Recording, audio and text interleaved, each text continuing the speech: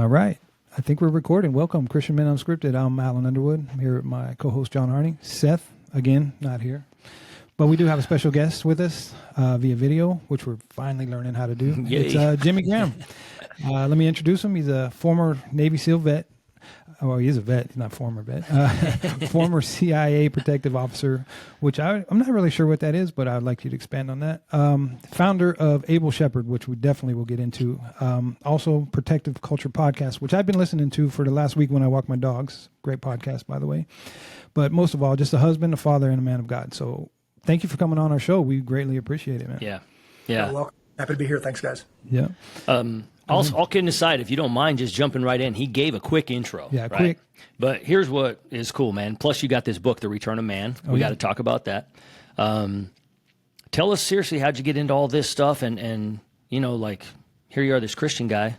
All of a sudden, you're a SEAL, you're an operator, you're a CIA operator. I mean, man, how does this journey start? Yeah. Yeah, kids, man. Yeah. So I say I've had two of the coolest jobs on the planet for a single guy with no kids. And then once you have kids and you start growing up a little bit, you start thinking of somebody other than yourself, it just kind of loses its luster. And I'm the most patriotic guy you'll ever meet, more of a patriot than I was actually while serving. Because I see the cost and I see the life that I get to, I get to be married to Rachel. I get to raise Rebecca, Sarah, Christian, and Eden. So this is just such a blessing. And I just didn't know how good it could get when I was serving. So I just didn't know the depth of what I was protecting while protecting it. And it's so much better than I thought it would be. And I think vets need to hear that, men need to hear that. So, yeah, just to answer something you said, not know what a protective officer was. So from the SEAL teams, SEAL teams, got saved at 10, Antioch Bible Baptist in Kansas City, Missouri. Nice. And then teenage and into the SEAL teams kind of lost my mind. But thank God for my grandmother's prayers that I believe protected me throughout all of that. Yeah. Got recruited by the CIA while we were doing some cross training with the SEAL team. I was training the SEAL teams. They were training in a similar program called CQD, Close Quarters Defense. And they asked me if I would consider doing this. I've been called to Montana my whole life. Still not done with Montana. I live in Colorado now, but I moved here from Montana. And they said, you can train for us. We like the way you teach and all that. And you could live anywhere you want. So I'm like, ping, Montana, Yeah. And you'll teach and you'll deploy about once a year. And I'm like, man, sign me up. So Right. exactly what we did. Awesome. 13 hours would explain kind of what GRS is, Global Response Staff. That was my team, actually, in Benghazi, Libya. Yeah. I just rotated home and got the news via text. Have you seen the news? Said, I called Langley, what do you need? We need you back. So I was the first team back to Benghazi, actually. Yeah. And we started Duty to Act LLC in 2012 as an exit strategy before the attack. After my last deployment with the CIA, I was, we were looking for another thing. I thought I'd do it for 2 years, did it for 7, and then launched Duty to Act, which is now I work under the trade name, same business as Able Shepherd. Awesome. It's funny. You said 10 years old you were saved, and I was talking to John. We were both Christians on the police department for 23, 25 years. But I feel like while in the department, and I want to know if this is kind of where you were, I kind of conformed to the world because locker room jokes, locker room hanging out, the people you deal with, the evil you see. So it's easy to conform to the world. And I felt like for a long time, and even that's why I retired, because I was conforming too much. How, especially being a CIA and Navy SEAL, knowing that you're a Christian, how did that work out for you is my question. Is that kind of worded right, John? Yeah, here you are. You're an operator. You're a Christian, but do you balance them? Or are you stepping one foot on one side, one foot coming back to the other? I also experienced that when I was working undercover. Yeah. I conform too. I was going out chasing a thing, and that's the whole book Return of Man is I was chasing the wrong thing, but nobody told me. Like I just didn't know. Know the truth, and the truth will set you free, man. If I don't know the truth, it bothers me that there's guys that I will never see again. Everybody lives eternally, but some in heaven and hell. I know there's guys I'll never see again because I'm going to heaven. That bothers me. I wish I'd have been a better man, but I'm not going to carry that as like a burden. I'm going to accept it as a challenge and say everybody I meet, including the meeting I just left, this guy's not quite ready. I said, brother, we can take care of this work right now. It's like, let me tell you, will you walk with me through? Of course I'll walk with you, brother. But that's the biggest honor I can get as a Christian.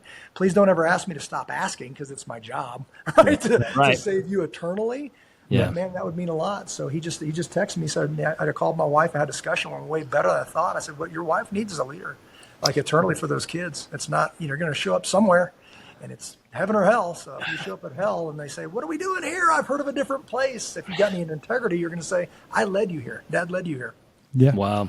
I got to real fast. I want to tell you something. Thank you. You just said something. You're not even, you said it quickly.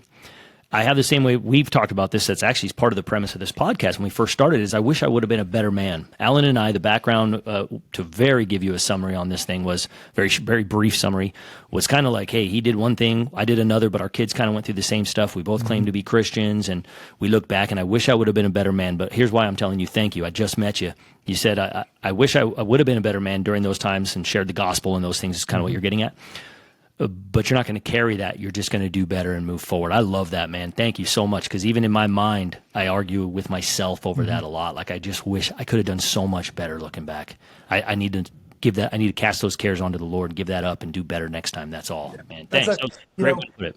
Carrying that heavy, that is in the book, carrying that 100-pound rucksack of guilt. All your kids see is dad's tired. He doesn't want to do stuff. He's always drained, and that's not a good witness, right? So being like, I'm going to put this down. I'm going to move forward. I'm going to be the best man I could be. Because I was just telling this young man who's an Army vet, and I said, hey, brother, it's our time now. Like our brothers that paid all at once, that was their time. Our time's right now. Their kids and grandkids are still alive. And I even said, like at the end of Black Hawk Down, this guy's like, loading up, and he's like, what are you doing? He's like, we got guys out there, man. I'm going for them. And the guy goes, can I come? He's like, no, you'll slow me down. So respectfully, if you're not a Christian, brother, you're going to slow me down. I got work to do. Now, if you want to get on that action, brother, let's go. But no, you're not following me. You're following Christ. But brother, I'm going all in. So the ministry is not boring. It's an action adventure. It's dangerous in a good way. It's gritty. It's all of that. And I think if guys knew that again, if they knew that, they'd be back in. It's not Wednesdays and Sundays of just staring at the wall and there and talking about Jesus. That's topping off so that you can serve, right? Yeah. Oh my gosh, absolutely. What I really like about the book, especially even the title, Return to Man, because society now it's like the men, where are the men? Where are the people who are going to protect us? Where are the men? And after reading the book, I texted a bunch of guys and I'm going to start a men's group. I'm in a couples group and I love my couples group. I love the women, but sometimes I'm like, oh man, come on. And they listen and their husbands listen. I love you guys all. But I was like, okay, I'm going to start a men's group because we're here to lead men, I think. I think men in the church, strong Christian men, can lead the way for their families and in society. Like I know at the end of the book it said, and be a good man and a dangerous man. And sometimes I think you can go to a church and it might be corny. You might see men who I don't want to put it and put people down. I'm not trying to put people down, but they don't seem strong. They don't seem confident in what they're doing. They don't not protectors, not leading their family. I see men in the church who let their wives lead them. And I'm just like, this is, we need to have men who are leading their families, who are raising their kids, raising their sons and their daughters to be better human beings who know the gospel, who know Jesus Christ. And I feel like for a long time, and it's political as well, I'm going to tell you, because I think the last 4 years we got so far away from Christianity, and thank God we have somebody in the office now who is putting it out front. Whether you like what he says or not, he puts it out front, which I love. And in chapter 5, you talked about dancing with your daughter at a restaurant. And it actually brought tears to my eyes because my daughter, we've gone through a lot. She's been struggling. John knows. I'm going to start tearing up now because she actually, I'm going to tell you another thing you said, and it's not in the book. I heard it on a podcast. You said, because I don't like social media. I got a lawsuit against social media, and because of what it did to my daughter, because she was stalked by a grown man who was an incel. You know what that is? I'm sure you do. Incel is an involuntary celibate. It's a terrorist organization classified. He was a grown man, and he stalked my daughter online. He came to my home and tried to kidnap my daughter, so I have to protect her, and that's where it comes into play. It's like, okay, we need to protect our family. And you said, I told John, I don't like social media. I don't like doing Instagram. I don't like doing Facebook. But you said something on a podcast where there's a lot of evil on social media, so you do it because we're the good on social media. And if we're not there, they're not going to see anything. So thank you for that. Thank you for the book. Thank you for that chapter. Yeah. Because it really did bring tears in my eyes as I was reading it. My wife's falling asleep. She's like, what are you doing? I'm like, I'm just reading the book. I'm over here crying. Man, what is it, like a romance comedy, a romance book? I'm like, no. I hate this guy, Jimmy. I hate this guy. Yeah. And that was such a blessing because that was a thing. And just for context, there was a suicide in our school, and it was a young man that my kids knew. And the news broke. It happened on the daddy-daughter dance day. Ugh. So they had to cancel it, and adults were being nasty. And I was like, hey guys, there's something that happened that, I know you're inconvenienced, but some people's pain is way greater right now, and this will come out. But you already had the night off. Just take your girls out, right? So take them out. So my little baby girl, she was probably 5 or 6 at the time, was going to be the first one she ever went to. So I have my older girls, that are teenagers. They've been before. So we just said, let's just take this time and go out as a family. And we went to a local restaurant here, and I asked the guy, oh, my little girl looks up and she goes, when are we going to dance? Because it was just dinner. And she goes, oh, she thinks this is the dance. So I asked the manager, can we, could you please?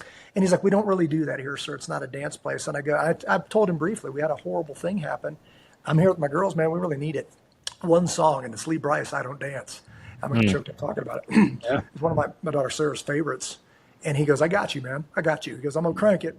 One song. And I'm like, okay. So I told my wife, I got like 3 minutes. So every minute, send up a daughter, starting from youngest to oldest. I'll start with Eden, then send up Sarah, then send up, Rebecca. And we did. And people were looking at us all weird and all this other stuff. Well, a woman caught it from across the room. And now I treasure that video because I know what it means. I'm crying in their hair saying, do you understand who you are and whose you are? You talk to us, and you are a light, and the world's getting darker. It's your duty to shine brighter, and your mom and I are with you. Just they need to know that, right? And they're holding me and they're crying, and then they're seeing me cry and all this stuff, and it was just they got to know that. They got to know that they're being hunted. Yeah. That actually brought chills. Just the whole thought of that, right? Exactly. Just to remind them, you're like the strong dad, but who you are, but whose you are. You're so much more than even what we have here. You have to know that. You know what I mean? Mm-hmm. Wow, powerful, man. Thank you. That's awesome. That is awesome. Okay, I want to know about this. The Able Shepherd. You're the founder of Able Shepherd, where you do training for active shooters for churches, schools, and probably so much more, but that's what I read online. That's what I heard you in podcast talk about. And I think it's great. And I serve at my church, and it's a bigger church. And I know they have a pretty good security team as far as Sunday service. But the funny thing is, we're going to talk about this yesterday because we're recording this on Thursday. There was a shooting in Minnesota of a Catholic school where 8 and 10-year-old were killed by a transgender, and many more people were hurt. And this is basically what your company does. Is that correct? That's correct. So it started off as, talking about this. Obviously, I've been watching this, tracking on it and talking about it, but it's that know the truth and the truth will set you free. Yeah. Or go 180 out and live by lies, right? And live as a slave. And then when something busts, then kids are going to pay for it. And that's the way we're going. We're mass producing crazy people. Yeah. And just call them that. They are crazy people. They're tormented, whatever you want to say about that. But somebody, and it's men, that must draw a line in the sand and say, guys, it is your job to protect your kids. And this is what protection is. It's self-defense and then stand in front of somebody else. To get to them, you have to go through me, and it's winner take all. So people come to us for the physical part of that, and I immediately inform them that is not the order. It is spiritual, then mental, then physical. Mm-hmm. Like if you can't spiritually, this isn't protect them for a minute, it's a protect them eternally. So let's start about spiritual protection. And then mentally, if you're a crazy person, you're not protecting anybody mentally. So you need to have, challenge yourself and grow mentally, to have a good head on your shoulders, to just be able to make sense of things of the world, right? And explain it to your kids. And then physically, yeah, absolutely. It's a, whose job is to protect kids? I'm like, everybody's. Like, it's every adult's job to protect children. So when I hear teachers say, it's not my job, I'm an educator. It's every adult's. We weren't asking. That's the thing. It's your job to protect children to the best of your ability. Right. And I'm going to hand you my kids, and they're alive, and I expect them back alive. And the world's hunting specifically Christian kids and babies. Absolutely. Isn't it funny how you have to say, and I have heard exactly what you said, where like a teacher is like, well, it's not my job, but then parents will also, well, it's not my job, as long these same people who, by the way, it's typically those cowardice types who are afraid to stand up for anything, let themselves, any principle or anything else. But they're the same ones who, by the way, consistently say it takes a village, it takes a village. They'll buy into something that sounds cliche and cliquey and pop culture-ish. But by the way, I agree, it takes a village. They'll say it. But when it comes down to it, what are we saying when we're saying it? We're saying exactly what you just said. Am I willing to stand up spiritually? Am I willing to humble myself before my God and say, God, you are everything in my life, but you have given me gifts and talents, and everything you've blessed me with is to be used as if it's flowing right through me to spiritually protect people, to spiritually guide my own family, my neighbors, be there for them, to, by the way, bring them food and water when they need it, and to literally stand up for them. I love that, to stand in between, to stand in the gap, to protect my family, my community, my school. If we're talking about taking a village, to me, this is what this means. I don't know what you guys are saying. You know what I mean? If you're not willing to stand up and do what's right. That's right. And what's the only thing that you can't teach in public school? The truth. You can't teach the truth. Like, it's like, come on, man. Like, what are we doing? Like, Jesus is standing before Pontius Pilate and he says this, and this is where you have your pencil ready, because we're drawn to sarcasm. So what we remember is Pontius Pilate saying, ha, what is truth? Yeah. What did Jesus just say? He says, there's a reason why God became man. There's a reason I was born on this earth. And you better have your pencil ready. Like, what is the reason? He says, to testify to the truth. 5 words, 2. His life was to testify to the truth. Our lives should be to testify to the truth. But people just skip over that because Pontius Pilate goes, what is truth? And we're like, haha, whatever, because he's kind of being sarcastic. But if you understand that, like what this young man didn't know yesterday was the truth. He believed so many lies. Look at his magazines, everything he wrote on his guns, all that stuff. Lies, lies, lies, right? Even the fact that he was Robert, now he's Robin, lies, like whatever. It's like he's so tormented, he's just going to take it out on somebody else's kids. And that's just, okay, that's what we're mass producing. But as for me and my house, we'll choose the Lord. My kids will know the truth, right? The truth will set them free, and they'll know enough to actually protect those around them as well. Absolutely.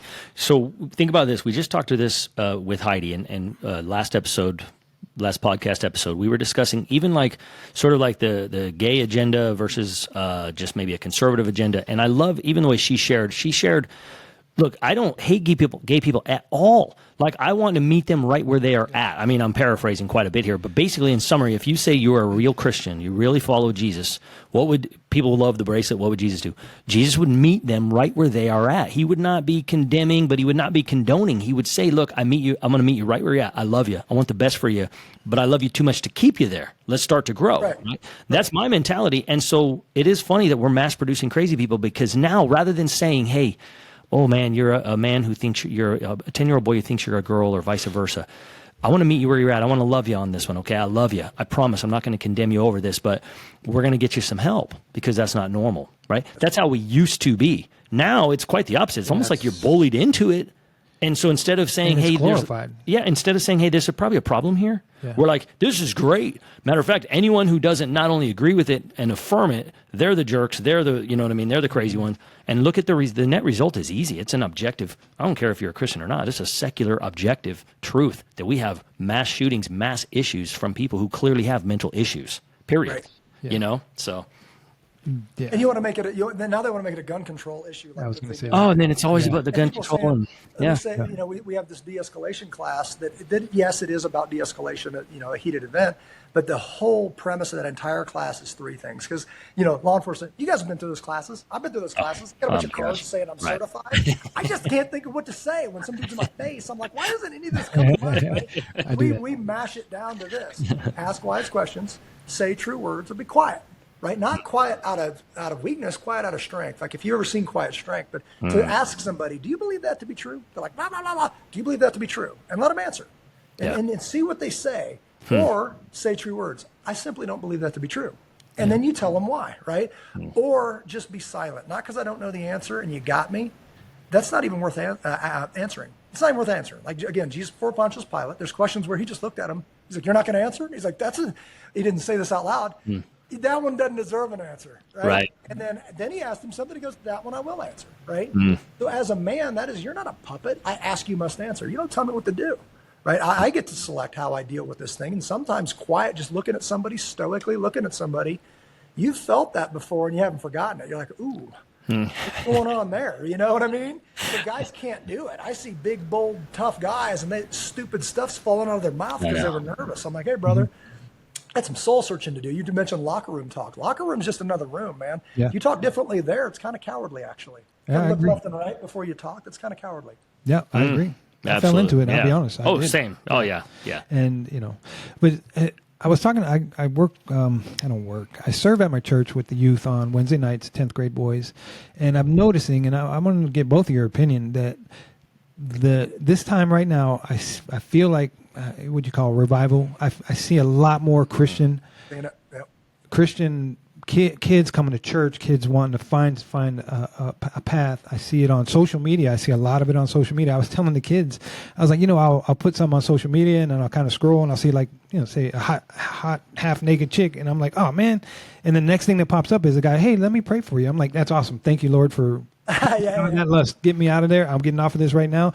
And I actually reached out to one of them. I was like, hey man, I thank you for, having this on social media, because I can fall into it. I'm a 52-year-old man, but I can put something on social media that's Christian related and fall right back into lust or something, because social media looks at an algorithm and puts it up next to me. I'm like, oh, this is ridiculous. And don't stay on it for too long, because it'll just keep popping up.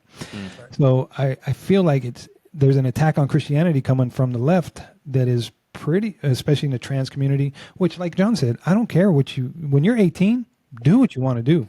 I've told my kids that, although I don't necessarily mean it. They still live with me. You still have to obey my rules. But when you're an adult, you do what you want to do. But do it. I don't need to hear about it. I don't need to. It's the same thing with TV shows and movies. It's like, I don't need to see this. Why is it put in my face all the time? And there's an attack on it, but I see it changing. Do you guys see it changing? I'm just curious, because am I wrong? Because I was at church, and last year we had like 100 kids a night. Now we're like 300. And I'm like, this is amazing. Amen. I think there's an agenda, like what you were just talking about. This isn't accidental. This is like, this is the enemy working against us and saying, hey, I'm coming for him. I'm coming for him. And are you going to resist, right? Are you going to stand? And the answer is yes, obviously. But it's like, you're coming after, and this whole I don't care ministry, like, there's people like, I don't care what you do. I don't care what you do. That's not a good ministry. It's like, I would say, I care more about this. And people used to say like, hey, what you do in your bedroom, that's your business. I'm like, no, it's your business now, because you're funding it. Right. Tax dollars. That's the issue. Right? Yeah. It was none of my business. It was none of it. It's very much your business. It's very much your business. And it's like this abortion thing, all this other stuff. You're now funding it in some states. This state, like, they're taking your money and funding these things, because people are like, it's none of my business. No, it's absolutely your business. It's like I said something about, well, actually, I'm being about my father's business. So like, what is his business? I don't want to get political. It's like, well, let's talk about politics. To me, that means the policies that govern our lives. That's the Bible, right? So if you don't want to get political, then close your Bible, right? So that's the policy that governs my life. That's the policy that governs this land, actually, right? So the success leaves clues. We're in the greatest country that this world has ever seen, and it was a gift from God. But we want to keep building while simultaneously chipping away at the foundation. It's just not a good recipe. It's just not. But now it's getting so bad that young men are going, okay, this is crazy talk. This is stupid. Like, I remember Riley Gaines talking about this. She's like, we're all naked. Guy walks in, 6 foot something, starts doing this. And she was like, I kept wondering, when is somebody's dad going to come in and make this right? Right. And that just cut me to the bone, So they're like, where are the men? And now we're seeing young men saying, you know what, men, grown men, 51-year-old, 53, grown men, if you're not going to step into this, I will. And I'm 15. And I'm like, good for you. Good for you. Absolutely. Like, it's not that nobody's standing. It's just that we're few and far between. And I said, there's a book about all this. You should read it. It's called the Bible, right? This must happen. Exactly. It's going to happen. So the only question is, what are we going to do while it happens? Yeah. That is great, man. To quickly answer, I agree that yes, there's a change, because I think there was such fear mongering and like government mongering, which by the way hasn't changed drastically, but just by seeing, isn't it interesting that just seeing, again, to talk politics real fast, to just see all of a sudden the one at the head of the ship, if you will, the one at the helm of the ship is not as extreme and nuts as the other one when it comes to pushing those type of agendas. So suddenly there's a confidence among the populace, and even, you know what I mean? It kind of just changes even the dynamic of pop culture during this season. But I think what never changes is it's always spiritual warfare. Yeah. It's always Satan, and he's always going to adjust his tactics, because he continually gets to study humanity. And boy, do we continually make the same stupid mistakes over and over. So from his perspective, I think he'll see that humanity, they kind of, if I can just, okay, they're going to probably react like this. Yup. You know what I mean? And then this is sort of this thing. So we have to stand on the truth of the Bible consistently, right? So, yeah, I don't know. That whole quiet professional thing, and that's why God bless your podcast, but God bless my podcast. This is the future, guys. This is where kids are learning. It's where everybody's learning, actually, right? Everybody. So I'm not a podcast guy. We talked about before we came on. The guys I want to hear from are the worst at technology and social media. But the truth is that they're going to get their information here, and if you're not on there, it will all be bad. It'll all be bad. So I pray to God that the Christian Men Unscripted, the Protector Culture podcast, that they will just get to a point where, podcasts change the election. They changed the election this year, right? This past year, whatever. That's a big deal. And I tell people that have come up as quiet professionals, I'm like, once you leave that service, doesn't mean you left service. I just talked to this man today. He said, man, I took that oath for life, like all enemies, foreign and domestic, right? Yeah. So it means no longer quiet professional. You need to stop being quiet and be twice the professional. It's time. It's just time. You're an operator, right? You're an old school operator, no matter what, right? So where do operators go? They go where they are needed. They go where the enemy is. And that is the battlefield, right? You were in Benghazi. You were prior when you're in the SEALs. Whatever your SEAL team was deployed to, it's because the enemy is there. Right. 100% what we got to do with this podcast, with this media stuff, with this social media.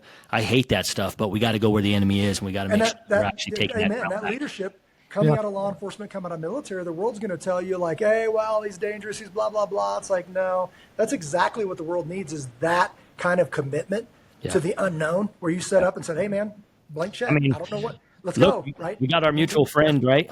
David Grossman, Colonel Grossman. We got our mutual friend in him, and I love his philosophy. Is that same philosophy? Like, you've got to stand up. You've got, no matter. Look, he's an old man. I brought him up because I'm thinking of him. He was on our podcast. He's on our podcast. He's a friend of ours. He was on your podcast too. Yeah, he's a friend of ours. He's a friend of yours. He's an old man at this point, and he still has that mentality, brother. It just never stops, never goes away. Yeah, one of the things that I got from him that I love, he gave me a book and signed it for my kids and all that stuff when I came up. So if we were outside and camping or doing whatever, and we have some other kids with us from other families, and they're like, "Oh, this is scary," and my kids will go like, "Hey, most dangerous thing out here is us." Yeah, yeah, that's right. He did say that. I love that.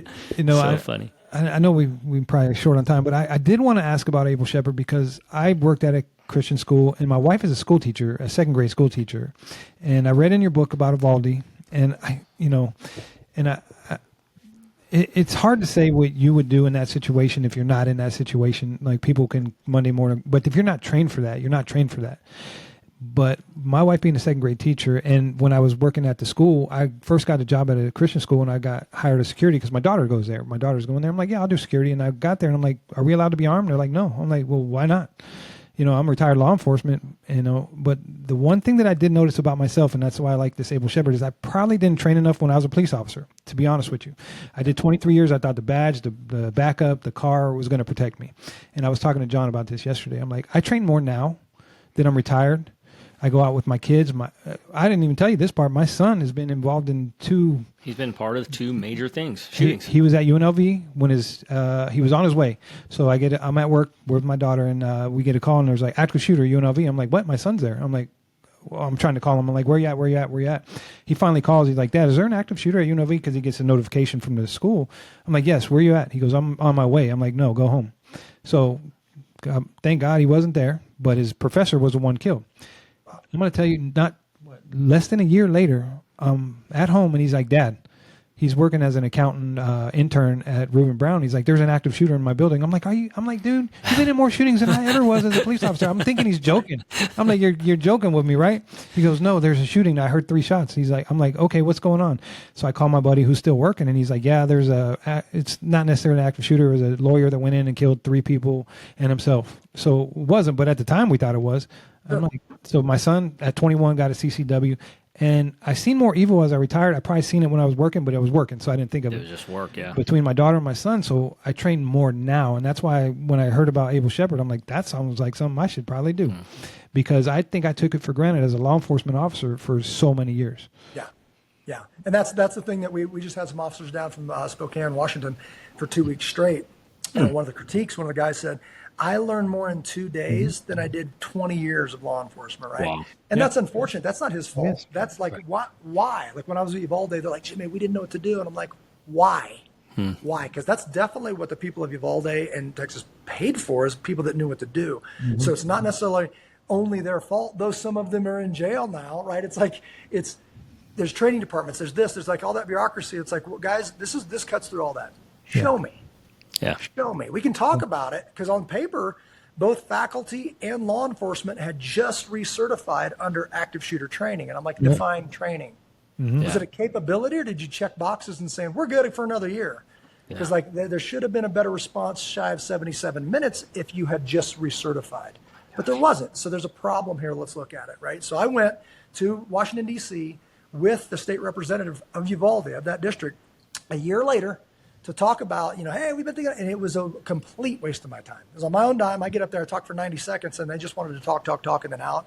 And I didn't appreciate it, but okay, this is what I'm doing. I'm not, people are like, after a shooting like yesterday, they're like, oh, you're trying to capitalize on tragedy.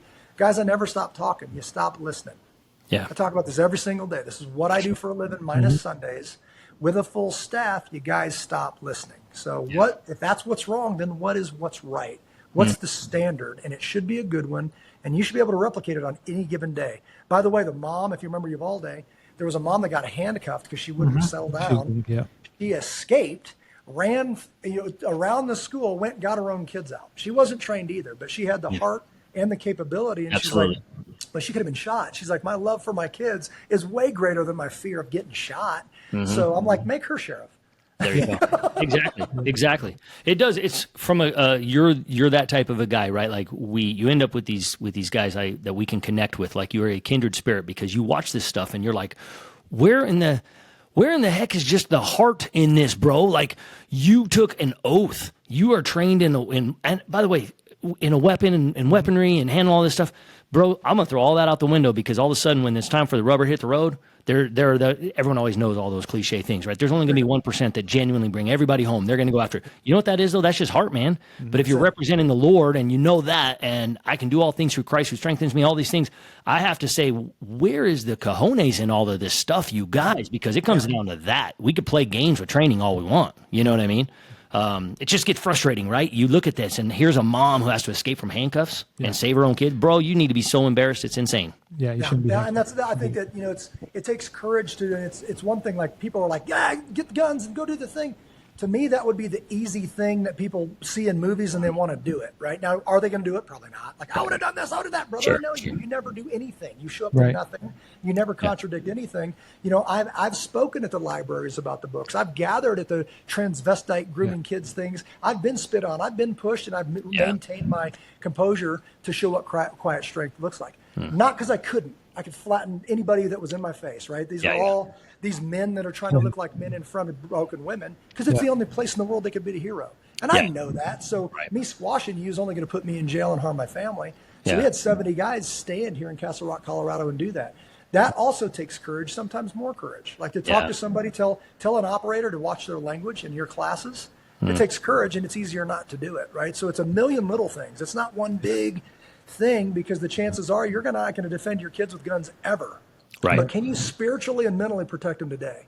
Because if you're not doing it, they notice that. They notice that, and then you didn't model it. You quoted something in your book. I'm going to quote you. I'm sorry, but I just looked at it. Alan highlighted it. You talked about when you were 25 years old, you were willing to give your life for your country, and now at 50, you're willing to live your life for your country. For your country, and that's I'll die for my country. Everybody says, "I'd die for you. I'd die for you," and you're like, I don't think you would actually. You can accidentally die. You can't accidentally live. Why don't you live? And I tell young men going into SEAL teams, that's where that came from. He's like, oh, I'd die for that. And I just crossed it out and said, would you live for your country? Because if you wouldn't live for your country, stay away from my SEAL teams. Stay away from my community that I love. Because I don't need another dude trying to get a movie contract or tough guy. What I need is a real man that'll go in there and say, like, guys, let's be better mentally, physically, spiritually for this nation. So bring a man to the PD. Bring a man to the military. Bring a man. If you're coming and trying to chase a thing I was chasing, I'd say save some time and just don't go. I love that, man. I love that thought because it really is so loaded because everything about how you live and who you are is everything, right? It really is. It's so impactful. People don't even realize, listeners out there don't even realize, like, guys, if you're listening, if you're like how you live your personal individual walk, your personal individual relationship, being humble before the Lord, being meek, biblical meekness, exactly like you're talking about, Jimmy, biblical weakness, a war horse who is under control and calm and humble and easily teachable and led, but yet at any moment could squash. Right. That is how we're called to live. I love just your quote, 50 years old. You say, man, can we live for our country? That's what I mean. That's a loaded statement. That's wonderful. And then passing that torch to my son. He's only 11, but I tell him this, and I've got a kid's book coming out pretty soon with these stories in there, like hopefully next month through Christian Faith Publishing. It's called How Do You Love a Fish? And one of those from conversations with him, I tell him, it's like, hey, I'm going to protect this family till it's your job. And he's like, oh, so then me and you will do it? No. I'm heading down. You're heading up. There's Yeah. going to come a day when you're going to protect this. Well, Rebecca's older than me. No. You're a man. And he's just like, what? I'm like, grow up slow, but grow up strong. Yeah. But that's going to be passed to you. And he's just like, the fact that someday he's going to be more dangerous in a good way than dad. He just stands a little taller, right? And I'm like, I need you to be careful because you're playing a little rough with your sister and your powers are coming in. He's like, what? I'm like, you don't see that? Your powers are coming in. You're stronger and faster every day, but you're also kinder and gentler every day. You need to master those because your powers, they'll be used for good, not evil. And he's just like, yeah. It's so good. This goes back to where I wish I was more intentional raising my kids when I talk to somebody like Jimmy. So much better than me. Gosh dang it. They make that day. Like we tell, because I talk to guys and then they're older and they're like, now it's shame. It's like, don't put that backpack on again. Yeah, exactly. On this day, you're like, on this day, I don't know what it was. Dad did a podcast. He went to church. He went to some ministries, and then something happened. He just got better, and he loved us more, and he lived more full, and all that kind of stuff. Yeah. It's like, let's go. And I'm going to tell John didn't read this in your book. I read it, and it's the green highlight. This guy right here, I call him, he's busy. His kids are in college, so it's a little easier now. But I'm like, bro, you got to take time for yourself. And if you want to explain that, the green highlight is like you had all these things in your calendar. Green pen dates. There you and go. I have 4 markers, right? And I had a year at a glance calendar. It's on the back of the door, and I'm looking at my whole year. And it was, GRS. I was deploying, and that was black, and that was my secret squirrel stuff, going over to Benghazi and doing all this other stuff. And then I would train people in the TDC Tactical Development course, was where all the best of the best came to be a protective officer. Yeah. People failed that class. So in red, I put all the dates where I was training because I was one of the main trainers for the CA for that, right? And I was still in the SEAL Team Reserves, and that was blue. So I'm marking the 5 weeks they need out of the year to go down to South America, Colombia, Panama, do all this stuff. And my last one was a green pin, and that was for my family. And I'm looking, and there wasn't any space left. And I'm like, uh-oh. So I'm trying to get a birthday and a this and a that in all the margins kind of thing. And my wife walks in, and she says, did we win? And I'm sitting here with this green pen, and I'm like, she goes, what color are we? And just a look at my face, she was like, we're not green. And I was like, so when I started Able Shepherd, we weren't profitable, we weren't anything, but I just, threw some sermons, all this stuff. And I was like, I called it the chapter Green Pen First. And I blocked every single Sunday, and I wrote down WDWS, we don't work Sundays. And then birthdays and this and that. And several years ago, our first vacation and all that stuff. And somehow we just God kept providing, right? But and they know that. It was like, hey, we're penciling this in because this isn't Jimmy doing it, it's God doing it. And he didn't tell me to do it this way. So we're starting over. And then we did that, and we haven't worked a Sunday ever since. I might have led like a church service or something like that. Yeah. But as far as work, I haven't worked a Sunday since, and it helped, it mattered, and it's honoring to God. I love that, man. I wish I would have heard that about 10 years ago. Sure, yeah. But I'm hearing it now. Hey, I'm hearing it now, brother. Yeah. And, to kind of wrap things up on this, I at the end of your book, there's also that, what are we doing? We can, you can run for city council. You can run for the teachers, teachers board, because we finally need to step up. And that's kind of like why we started this podcast. And we were like, we need to start a ministry. I don't know what we're doing. We don't know how to do a podcast. Let me YouTube it, so we started a ministry, and a couple times I'm like, I'm getting tired of this. I'm like, I'm trying to figure this out, this and that. And then we'll get a message from somebody. Hey, thanks for what you said. I'm going to church now, this and that. I'm like, okay, we got to keep doing it. Yes. I'm telling you, if we get one, which we just got another, we get one. If we get one that hears you, Jimmy, that says that changed we get it, man. And we get them all over the world, by the way. It's interesting. We get guys that are either operators, ER nurses and trauma people in England. We got this group of guys that were listening. The cops that are just working, and they'll FaceTime us, do whatever you call it. I don't even know what it's called. Yeah. They send us a message. And so know that just having you on, I guarantee it, that God will use this at least for the one. We just need the one man to change, the one man to hear it, to know that he's valuable and that he can, and that what he's doing, he's on the right path, and that he can have an impact. Yep. Yeah, and the very important thing that I just heard you say is if you're listening to this podcast, please let us know. Please let us know. Yeah. People think like, oh, they don't need to hear from me. No, we actually do, because I've been that close to being like, let's just turn this off. Right. Yeah. And I fell back. I used to do devotions regularly, very regularly on Facebook. I just wake up. I'm doing it anyway. I just hit record, put the phone up, and just start talking. And then I didn't for a while. A guy was like, and then I did again just last week. I was in Spain, walking across Spain with my daughters, coming into Santiago, just investing in them and just getting to know them and doing all this stuff.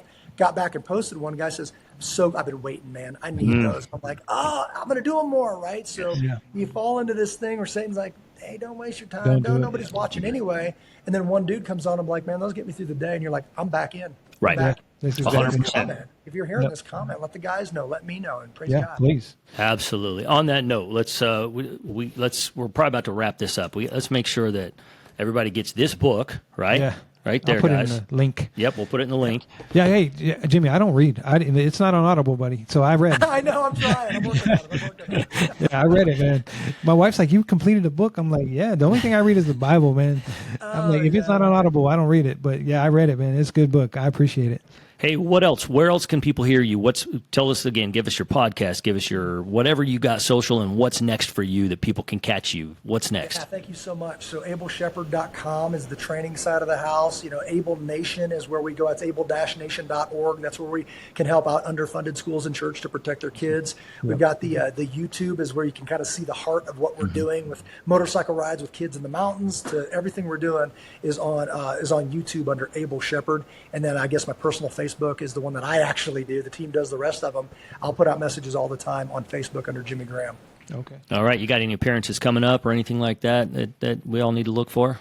We do. Let's see. Man, I can't even think of the ones we're doing right now. I'm probably going to be on the news. Hey, we'll start social media stalking you. That's all. No, I appreciate that. I spoke at, man, it's just been crazy. It's like 3 past weekends. I've been at 3 different events, 242 event out in Pennsylvania, in Compass Church last weekend, Men Who Make a Difference. Oh, that's another one, menwhomakeadifference.org.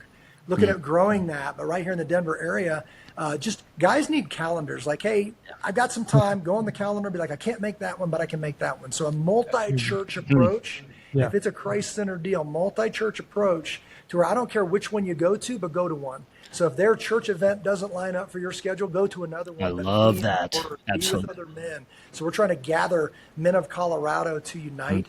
Because when you get men in a room, like you get 70 people at a Pride Fest thing to stand for children, then the world notices. Yeah, I love that. Thank you. That's actually part of what I'm trying to engage with you between Hope and our church. So I love that thought because we are individual churches. If you're a genuine believer, you're a part of the body of Christ, the church, the great mystery of those who follow Christ. So I love your geographical churches, but man, it's not just about that place. It's about the purpose.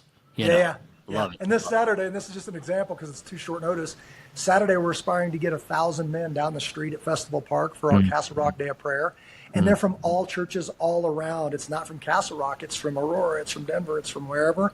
We're looking to get 1,000 men, and we might just get it. So we had some T-shirts made. Like, hey, let's gather, guys. This should be bigger, and I bet it will be come Saturday. Awesome. That's great. I got nothing else other than to thank you. I thank you so much, man. This has been awesome. Yeah, thank you. Awesome. Thank you guys for having me, and I am going to be praying for your podcast. Let's stay in touch because you're right. Something's happening, man. Something's happening. Men are finding their feet again and then finding that dignity and then serving their God. Listen to me. Serving their God more than their wife. And yes, you will serve your wife. She's going to get the best deal out of it. But some people are serving their wives over their God. And it's like, that's not what you're called to. It's imbalanced. Yeah, it's exactly right. It's imbalanced. So, Jimmy, stay on after we close, man. We'll catch up for a little bit. But I think as far as the podcast, we're wrapping up. Anything else? That's it. I appreciate it. Hey, seriously, we appreciate you. Be blessed. Thank you guys for listening. Thank you.